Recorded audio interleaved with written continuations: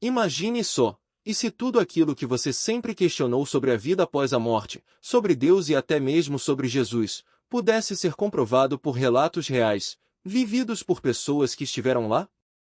Pois é exatamente isso que pode estar acontecendo. Santoshi, um engenheiro hindu que trabalhava na indústria, tinha suas próprias convicções. Para ele, a morte era o fim absoluto ou, no máximo, uma reencarnação. Mas algo extraordinário aconteceu quando seu coração parou. Em vez do vazio que esperava, ele se viu fora do próprio corpo, observando os médicos lutando para reanimá-lo. Foi então que uma luz avassaladora, mais intensa que o sol, o envolveu. Não havia dúvida, era Deus. Uma presença de autoridade inquestionável o conduziu a um lugar além da imaginação. Santoshi se viu no alto de uma montanha, contemplando a mesma cidade onde vivia, mas com uma visão tão aguçada que conseguia ler nomes gravados nas fundações de uma cidade celestial. 12 portões, guardados por anjos, cercavam aquele lugar. Ele sabia, sem sombra de dúvida, que estava diante do reino dos céus. O mais impressionante? Santoshi jamais havia lido a Bíblia. No entanto, sua descrição é idêntica à visão que o apóstolo João registrou no livro de Apocalipse, capítulo 21. Antes de retornar, ele ainda testemunhou o inferno e, logo depois, uma figura que identificou como Jesus em seu trono. Perto do fim, avistou uma porta estreita, tão pequena que o surpreendeu, mas que estava aberta para ele. Foi ali que fez um pedido: Senhor, quando eu voltar, quero passar por essa porta estreita para o seu reino. Como faço isso? Esse é apenas um dos muitos relatos que comprovam como as experiências de quase morte podem revelar verdades profundas sobre o que nos espera. E quem nos traz essas histórias é John Burke, pastor, escritor best-seller do New York Times e fundador da Gateway Church em Austin, no Texas. John dedicou décadas de sua vida a estudar essas experiências, resultando em obras como Imagine Heaven e, agora, Imagine o Deus do Céu. Hoje, ele está aqui para compartilhar como essas descobertas transformaram sua própria jornada de fé. Julie, nossa anfitriã, não perde tempo em perguntar: John, quando tudo isso começou para você? Como foi esse processo de descoberta? A resposta é surpreendente. John era um cético convicto, formado em engenharia, acostumado a analisar fatos e dados. Para ele, Jesus não passava de uma lenda, e Deus, uma possibilidade remota. A ideia de fé cega nunca o convenceu. Ele precisava de provas. E foi justamente a doença de seu pai, vítima de um câncer, que o levou a questionar tudo novamente. Em meio à dor, alguém deixou um livro sobre experiências de quase morte na mesa de cabeceira do pai. John folheou as páginas por curiosidade e não conseguiu mais parar. Leu tudo em uma única noite. Ao terminar, uma certeza o invadiu: isso pode ser a evidência que eu sempre procurei. Não foi um salto de fé imediato, mas o início de uma busca. Ele começou a estudar a Bíblia, participou de grupos de discussão e, anos depois, entregou sua vida a Cristo. De engenheiro a pastor, John e sua esposa fundaram a Gateway Church há 26 anos, um lugar onde céticos, questionadores e pessoas imperfeitas são bem-vindos. O lema da igreja? Nenhuma pessoa perfeita é permitida. Venha como você é, e quem duvida também. E o resultado? Uma comunidade onde as perguntas são encorajadas e as respostas, buscadas com honestidade. Por 35 anos, John mergulhou nesse universo fascinante, comparando relatos de quase morte com as Escrituras. Sua primeira palestra sobre o tema aconteceu em 1989, na Universidade da Califórnia, em Santa Bárbara. Na época, já percebia padrões surpreendentes. Pessoas de diferentes culturas e crenças descreviam experiências quase idênticas às narrativas bíblicas. Em 2015, decidiu reunir tudo em Imagine Heaven, um livro que revela cerca de 40 pontos em comum entre esses relatos e a Bíblia. A coincidência é tão impressionante que chega a ser assustadora. Mas o que realmente chamou sua atenção foram os casos de pessoas que, clinicamente mortas, sem batimentos cardíacos, sem atividade cerebral, voltavam com detalhes precisos do que acontecia ao seu redor enquanto estavam desligadas. Médicos, advogados, professores universitários, pessoas com carreiras sólidas e nada a ganhar inventando histórias fantasiosas.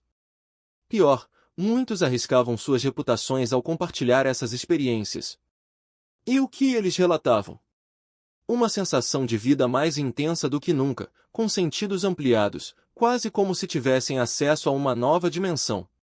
Alguns diziam ter até 50 sentidos diferentes, misturados de formas impossíveis de explicar. E o mais intrigante, muitos conseguiam descrever com exatidão procedimentos médicos realizados enquanto seus corpos estavam tecnicamente mortos. Onde essas memórias eram armazenadas? Como era possível?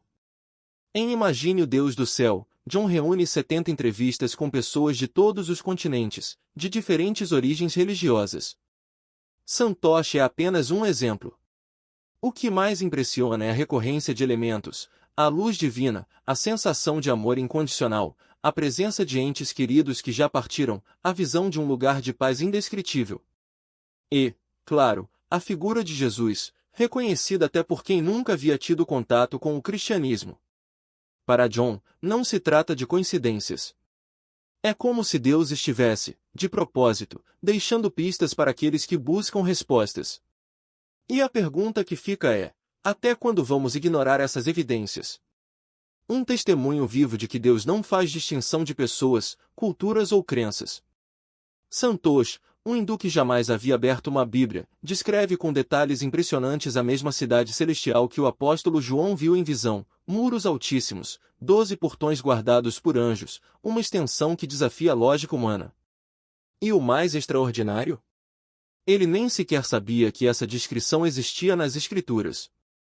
Como explicar isso, se não pela mão de um Deus que se revela a quem o busca, mesmo quando essa busca começa no escuro? E não para por aí. Quando Santosh olha nos olhos de Jesus, não vê apenas luz, vê sua própria vida, seus erros, suas omissões, tudo exposto com uma clareza que o faz cair de joelhos. Eu mereço o inferno, ele pensa. Mas em vez de condenação, ouve palavras de misericórdia: Santosh, eu vou te enviar de volta. Cuide da sua família, especialmente da sua filha.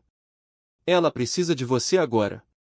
Um Deus que conhece cada detalhe de nossas vidas, que se importa com quem nunca o buscou, que intervém nos momentos mais críticos, isso não é coincidência. É amor em ação. E o que dizer de Beeb, no Irã, que após um ataque cardíaco se vê diante do mesmo Deus de luz, ouvindo as mesmas palavras que Moisés ouviu no Sinai: Eu sou. Ou de Nia, na África, que após ser atacada por uma leoa é envolvida por um brilho divino e transportada para um lugar de paz indescritível. Ela acreditava ter encontrado a deusa Durgama, mas a descrição que faz, um ser de luz pura, amor incondicional, vida eterna, não tem nada a ver com a figura mitológica que ela conhecia. Quem ela realmente encontrou? O mesmo Jesus que se revelou a Santosh, a Beeb, a milhares de outros ao redor do mundo. O padrão é inegável. Pessoas de diferentes continentes, religiões e contextos descrevem experiências quase idênticas, o encontro com uma luz que é vida, um amor que transcende o entendimento, uma presença que conhece cada detalhe de suas almas. E o mais surpreendente? Muitas delas, após voltarem, descobrem que suas visões estão registradas nas páginas da Bíblia, como se Deus tivesse deixado um mapa espiritual para quem estivesse disposto a enxergar. Mas aqui está a questão que não podemos ignorar: se essas experiências são reais, e as evidências são esmagadoras, por que ainda resistimos? Por que insistimos em reduzir tudo a alucinações, a descargas cerebrais ou a meros delírios? Será que o orgulho humano é tão grande a ponto de nos cegar para a verdade que está diante de nossos olhos? Ou será que, no fundo, temos medo do que acontecerá quando finalmente admitirmos que Deus não é uma teoria, mas uma realidade viva, que se revela a quem o busca com sinceridade? A escolha é nossa. Podemos continuar fechando os olhos para os testemunhos, para as Escrituras, para as vozes que ecoam através dos séculos. Ou podemos, como Santosh, Beeb e Nia, abrir o coração para a possibilidade de que Deus está mais perto do que imaginamos, e que sua maior vontade é nos resgatar, não nos condenar. Afinal, se até mesmo um leão pode ser usado para nos levar ao encontro da verdade, o que mais ele não fará para nos alcançar? Nasce novamente como nação. Em uma única noite, como Isaías profetizou, um povo disperso por quase 2000 anos ressurge das cinzas da história. Não é coincidência. Não é obra do acaso. É o dedo de Deus traçando seu plano diante dos nossos olhos. E por que isso importa? Porque se Deus cumpriu essa promessa literal, uma nação renascida contra todas as probabilidades, como duvidar das outras?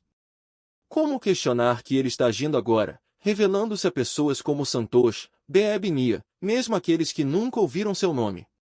Paulo não conhecia Jesus, mas quando a luz o cegou no caminho de Damasco, ele reconheceu, aquele era Deus. E hoje, em aldeias remotas, em hospitais lotados, em sonhos e visões, o mesmo Deus está se fazendo conhecido. Não porque ele precise de provas, mas porque ele nos ama o suficiente para não nos deixar no escuro. Veja o padrão: Deus não força. Ele se revela, mas deixa a escolha. Paulo poderia ter rejeitado Jesus, mesmo depois de vê-lo. Os que vivenciam experiências de quase morte poderiam voltar e negar o que viram. Mas a maioria não o faz. Por quê? Porque quando o amor verdadeiro nos alcança, a resistência se desfaz. Não é sobre religião, rituais ou tradições, é sobre um encontro pessoal com aquele que já nos conhece antes mesmo de nascermos. E aqui está a beleza: Deus não está limitado por fronteiras, culturas ou passado. Ele é o Deus de Abraão, de Paulo, de Santosh, de você. A mesma voz que chamou os profetas ainda ecoa hoje, convidando cada um a cruzar a linha entre a dúvida e a fé. Não importa se você cresceu ouvindo sobre Jesus ou se nunca ouviu seu nome, o que importa é o que você fará quando ele bater à porta do seu coração. A pergunta não é se Deus está agindo, mas como você responderá. Ele já provou sua fidelidade através dos séculos, dos milagres, das profecias cumpridas. Agora, ele espera por você. Não para julgar, mas para resgatar. Não para condenar, mas para abraçar. E quando você finalmente disser sim, descobrirá que ele já estava lá, esperando, com os braços abertos. Ser transformados em um instante? Por que Deus não age segundo nossas limitações, mas segundo sua própria natureza, e sua natureza é amor sem medida, poder sem fronteiras, verdade sem sombras? Imagine por um momento, uma nação nascendo do nada, como um sinal visível para o mundo. Não se trata de endossar cada decisão humana, mas de reconhecer o dedo de Deus traçando sua história no tempo. Quem, além dele, poderia prever o impossível? Quem, além dele, poderia cumprir o que prometeu séculos antes, com precisão cirúrgica? As profecias não são coincidências, são assinaturas divinas, marcas de um Deus que não apenas fala, mas age. E quando falamos de experiências de quase morte, não estamos inventando uma nova teologia. Estamos apenas ouvindo testemunhos que ecoam o que a Bíblia já revelou: um Deus de luz indescritível, cuja presença não queima, mas aquece, cuja glória não cega, mas ilumina. Hans Muderman, o médico que sobreviveu a 13 facadas, descreveu essa luz como um ponto de explosão nuclear a 5 pés de distância, e, no entanto, o que o envolveu não foi destruição, mas um amor tão avassalador que apagou todo o medo. Não era uma emoção passageira, mas uma realidade gravada na alma, como se cada fibra do seu ser reconhecesse: isso é o que sempre busquei. Eles falam de um amor que transcende nossas palavras. Imagine todo o afeto que já sentiu, o abraço de um filho, o olhar de um amor verdadeiro, a proteção de um pai, e multiplique por um oceano. Agora, imagine esse oceano se movendo em sua direção como um tsunami. É assim que descrevem o amor de Deus, não uma onda suave, mas uma força que varre toda dúvida, todo peso, toda sombra. Ron disse que, naquele momento, não sentiu dor, não sentiu medo, apenas uma certeza avassaladora de que estava exatamente onde deveria estar. Mas o Deus que se revela nessas experiências não é apenas amor. É também conhecimento infinito, como uma biblioteca do tamanho do universo, onde cada livro foi escrito por ele. É poder sem limites, como uma explosão nuclear contida em uma presença que não destrói, mas sustenta. É autoridade tão absoluta que, ao ouvi-lo, você não obedece por medo, mas por saber, no mais profundo do seu ser, que ele está certo. E, surpreendentemente, é também humor, um Deus que ri conosco, que celebra as pequenas alegrias da vida, que assiste a nossa história ao lado de Jesus e ri das nossas trapalhadas, como um pai orgulhoso. Por que nos surpreendemos? De onde achamos que veio a capacidade humana de rir, de criar, de se maravilhar? Não foi Deus quem nos deu o dom de desfrutar a vida? Ele não é um mestre severo, ansioso para nos tirar o prazer, mas o autor de toda alegria, o inventor de cada risada, o arquiteto de cada aventura. Quando um advogado australiano descreveu sua experiência de quase morte, falou de braços estendidos na luz, de uma alegria que o encheu até quase explodir, e, no momento em que pensou é demais, ouviu o riso de Deus, como se ele dissesse, ainda não viu nada. Mas aqui está o ponto crucial, essas experiências não são a fonte da nossa fé, mas um testemunho dela. A Bíblia já nos disse que em Deus é nós aqui, muitas vezes, o colocamos em caixinhas pequenas demais. Limitamos seu amor, domesticamos seu poder, reduzimos sua alegria a algo pálido e sem graça. E quando fazemos isso, enfraquecemos nossa própria capacidade de confiar em Ele. Por que como amar um Deus que não conhecemos? Como seguir um Deus que não entendemos? Vivemos em um mundo enevoado, onde o príncipe deste século ainda tem influência. Satanás ofereceu a Jesus os reinos do mundo porque, por um tempo, eles estavam sob seu domínio. Mas esse tempo é passageiro. Este mundo é um lugar de escolha, de aprendizado, de preparação para algo maior. E é por isso que as experiências de quase morte não devem ser usadas para reinterpretar Deus, mas para confirmar o que Ele já revelou nas Escrituras. Elas são como janelas que nos deixam entrever a realidade eterna, mas a Bíblia é a lente que nos ajuda a enxergar com clareza. Claro, há variações nos relatos. Alguns veem um túnel, outros não.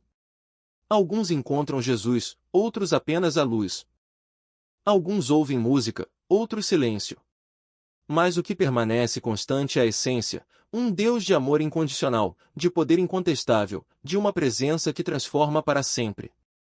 E quando alguém clama por Ele, mesmo no último instante, Ele responde. Por que Deus não mede nossa fé pela perfeição, mas pela sinceridade do coração? Foram 35 anos de pesquisa para entender isso. 35 anos ouvindo histórias que desafiam a lógica humana, mas confirmam a verdade divina. E o que descobri não foi uma nova religião, mas um Deus maior do que eu imaginava, um Deus que não apenas salva, mas se revela, que não apenas perdoa, mas se deleita em nós. Um Deus que não está distante, mas tão perto que, quando finalmente o encontramos, percebemos que Ele nunca nos deixou. CEO. Mas Jesus lhe disse, você não entende. O que importa não é o que você vai fazer, mas quem você vai ser. E quem você vai ser depende de quão conectado você estiver a mim. Randy voltou com essa verdade cravada na alma. E não foi o único. Howard Storm, o professor que enfrentou o inferno antes de ser resgatado, também ouviu algo semelhante. Você não foi feito para viver na escuridão, mas na luz.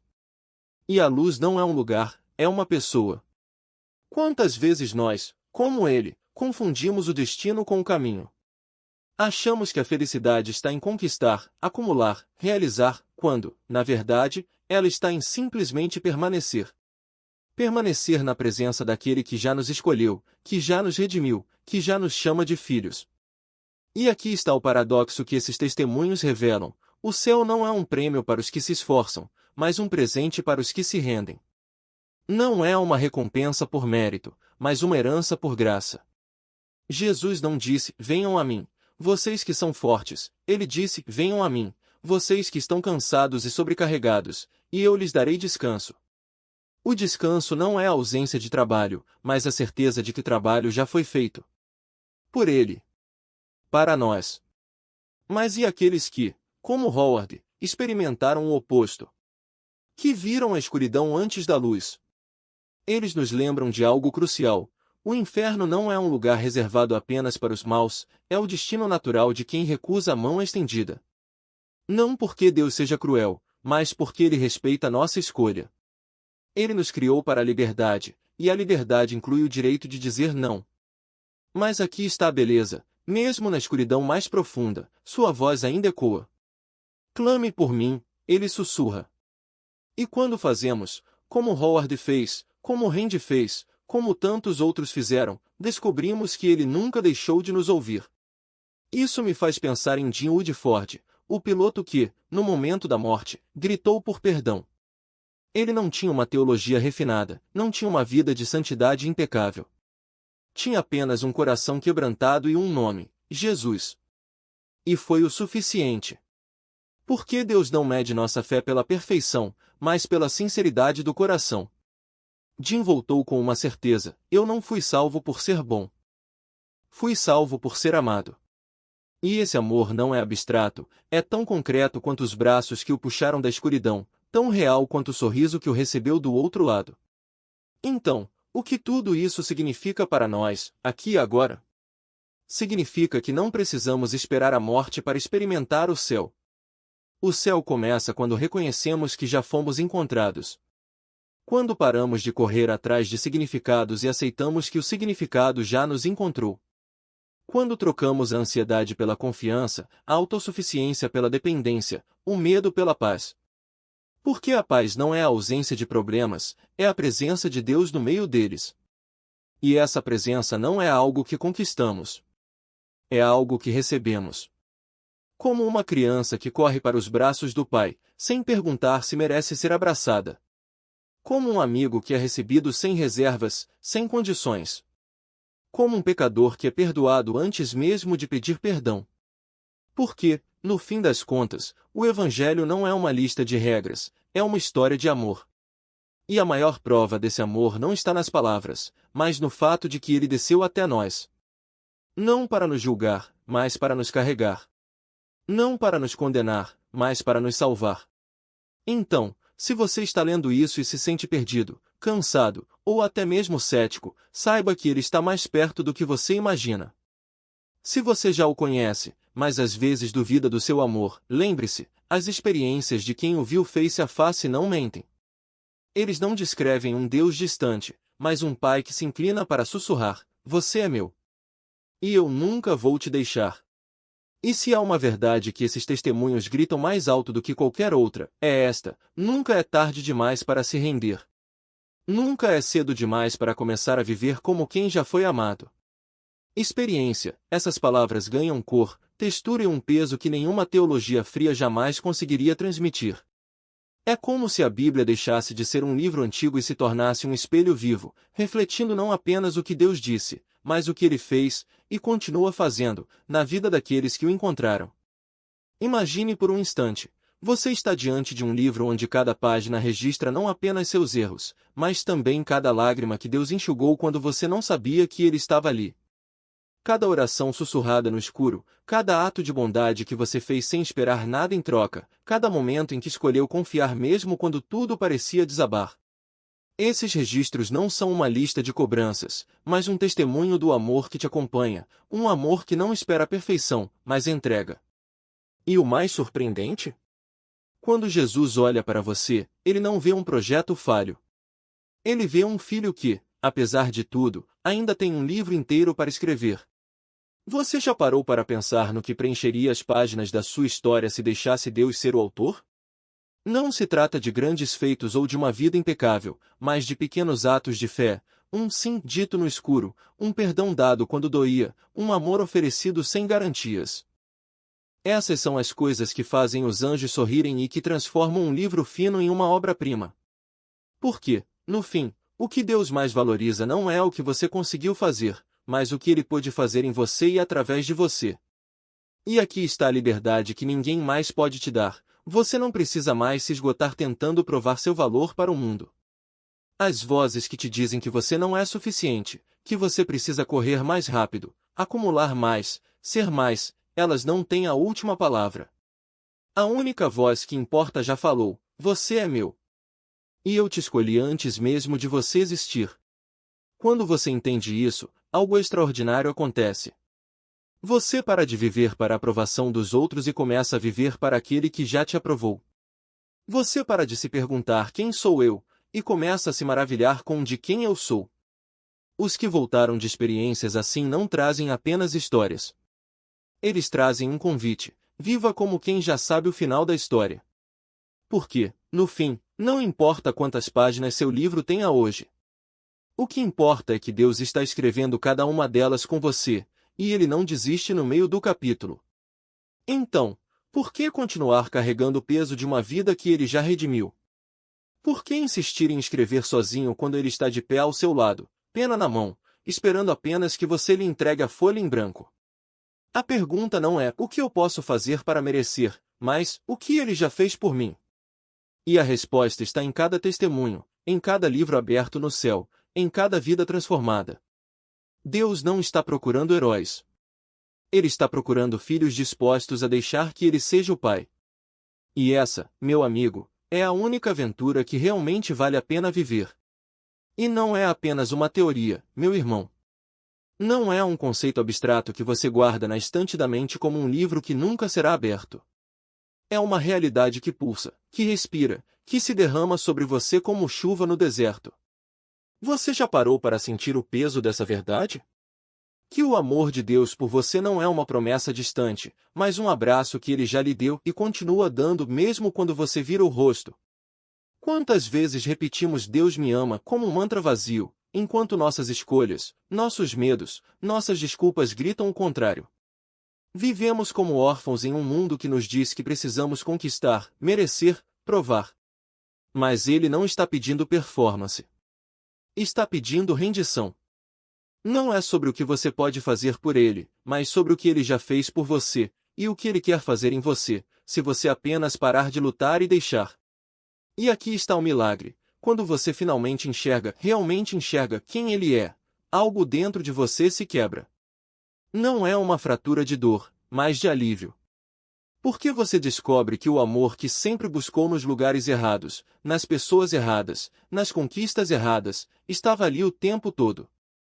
Ele é o pai que nunca desiste, o amigo que nunca trai, o amante que nunca falha. E cada característica que as Escrituras descrevem sua fidelidade, sua justiça, sua misericórdia não são atributos frios de um Deus distante. São o rosto de alguém que se inclina para sussurrar: eu escolhi você.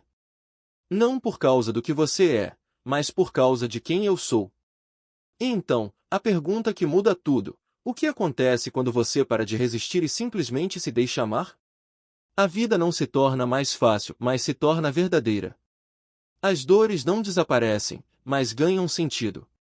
As perdas não deixam de doer, mas são abraçadas por uma esperança que não se abala. Porque você descobre que este mundo, com toda a sua beleza e toda a sua escuridão, não é o fim da história. É apenas o primeiro ato. E o melhor? O melhor ainda está por vir. Jesus não veio para roubar sua alegria. Ele veio para completá-la. Cada riso, cada sonho, cada lágrima que você já derramou, Ele não apenas conhece, mas carrega junto com você. E quando você cruzar a linha entre este tempo e a eternidade, não será um adeus, mas um enfim. Porque tudo o que é bom aqui é apenas um vislumbre do que Ele preparou. E tudo o que é difícil, Ele já transformou em algo glorioso. Então não espere. Não adie. Não deixe para amanhã o que Ele está oferecendo agora. Porque o relacionamento que preenche todos os outros não é uma promessa para depois da morte, é uma realidade que você pode viver hoje. E a cada passo que você dá em direção a Ele, descobre que Ele já estava correndo ao seu encontro. Não como um juiz, mas como um pai. Não como um estranho, mas como o amor que você sempre desejou. E quando você finalmente entender isso, realmente entender, sua vida nunca mais será a mesma. Porque você não estará mais vivendo para Ele. Estará vivendo com Ele. E essa, meu amigo, é a única maneira de viver que faz sentido.